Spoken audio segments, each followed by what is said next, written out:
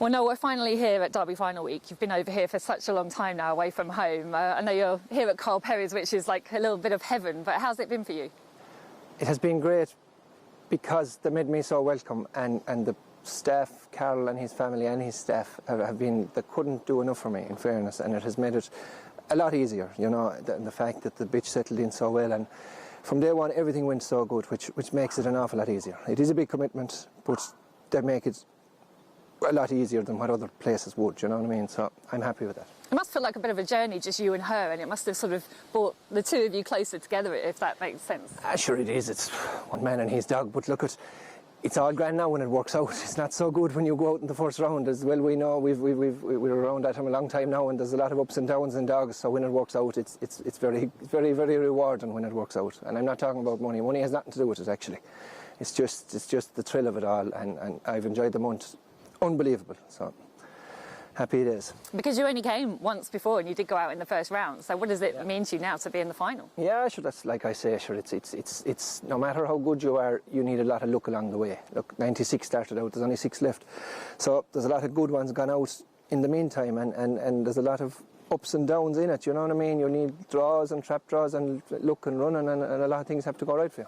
You're no stranger to Derby success. You part-owned Shelburne Aston, who was trained by Pat Curtin when he won the Irish Derby. Was that a momentous night? What do you remember? Actually, it was. It was a momentous night. Like, I was young that time. I still think I'm kind of young, but I was a lot younger that time. It was a different feeling when you have them yourself, though. You know what I mean?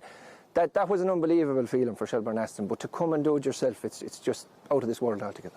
So you're a pretty cool customer, but if we do see you on that podium with this bitch, you know, a bitch winning a derby is an amazing thing in itself, lifting that trophy, what is going to be going on inside? What will it mean to you? Sure, it'll be relief. It'll be, I don't know what it'll be like, but I never get too far ahead of myself. You know, I know what can go wrong with dogs. Like, the margins are so small.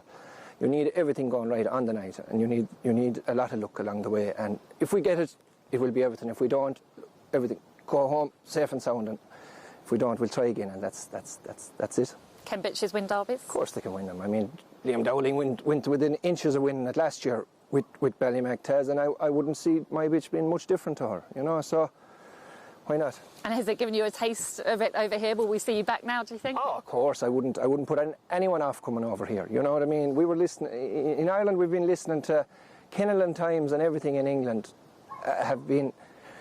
For years we've been listening to the way they kennel them up so early and their dogs are in. It's all rubbish.